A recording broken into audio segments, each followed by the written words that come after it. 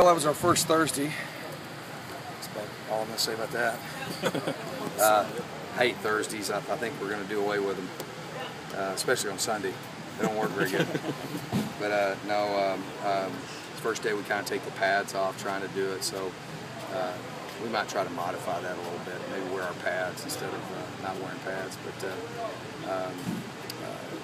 guys, I like today because I seen some guys like Will and Darby getting after people that weren't doing it the right way, but it was not a very good Thursday. It was our first go at it, which is we're trying to simulate a game script and all the different situations and the volume of what we have to cover, from hands team to must onside to punt safe, field goal safe, field goal block, PAT block. There's a lot of things to cover in a little less than 2 hours. So we've got, I don't know, how many days is it, 10 now? Come on, Doug. You should know that. 11. It's 11, right? 10 or 11, which one is it? You have 8 more practices. 8 more practices? No, we ain't got 8 more practices. We got 2 more Tuesdays, 2 more Wednesdays, and 2 more Thursdays when we play. Then we got a Friday, right? No weekend? No practices on the weekend? I don't know. I'm sorry. I don't even know what day it is, but no, we still got some work to do, you know. And what I told them, you know, obviously week 1, you got a team. I used to sit there. That's where I come from. I can remember playing those teams, playing Oklahoma when I was at Tulsa, and playing Notre Dame when I was at Tulsa, and that was it, man. That was the ultimate deal. And we had fake punts, we had fake field goals, so obviously we're working all that. We're working, you know, fake field goals, fake punts, all that type of stuff. Surprise onsides. You got to work all that stuff because, you know, they don't have anything to lose. They make their entire season to come in here and to beat a Pac-12 team, and they're pretty good at doing it. They've done it quite often. So, you know, our guys, each day you're getting better, you're getting worse, and we maybe got a little bit better today, not a lot. So we got to do a better job of organizing. So it was the first run at it, and we got to get better.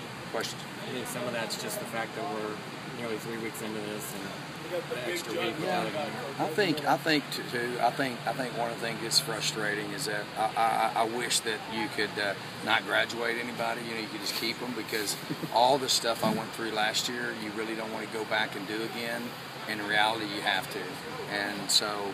This is the first day for about 25 guys that are in the 2 deep, a lot of them in 2 deep, to come out and do a Thursday practice, and they weren't very mentally mature to handle it, and our scout teams weren't very good, and you know, certain things about it are nice. You know, we got a pretty good O-line down there with Powers and Christian Westerner, but we've got, you know, 1 or 2 slots that are not doing very good, so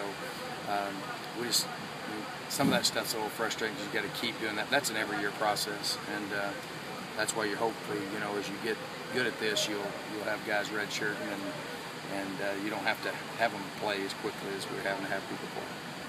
Are you happy with the progress it seems from Mike Eubank? Yeah. Mike's had a great camp. I think Mike's definitely a weapon for us. Not just running the ball either. I think he's a guy that you know, can do a lot of things.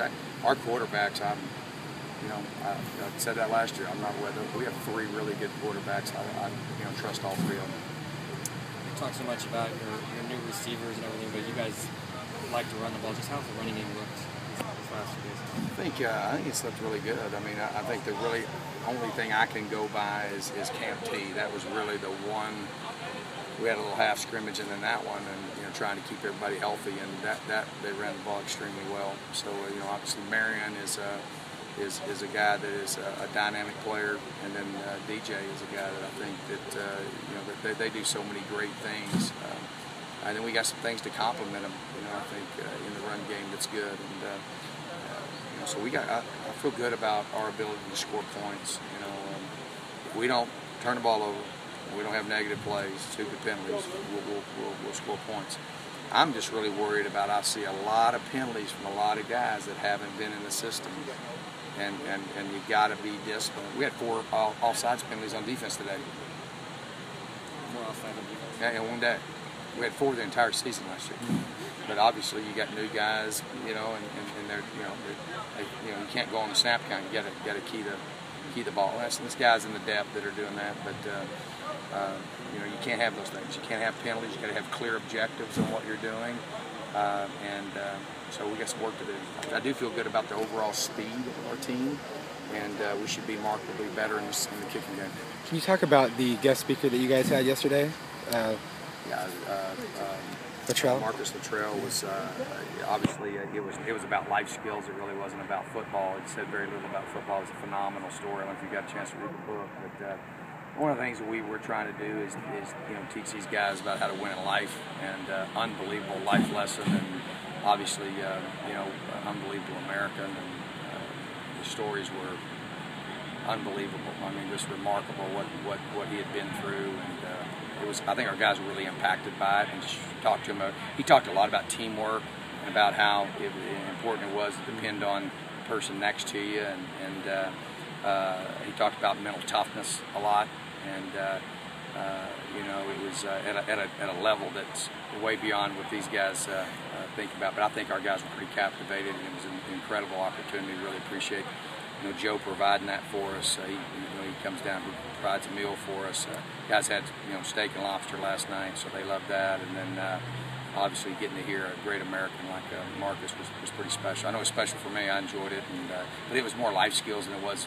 It didn't have really much to do about football, but there was a lot of things about teamwork and about putting the team first, putting the unit first, and just how their code that they go by. That's pretty amazing. But it was incredible.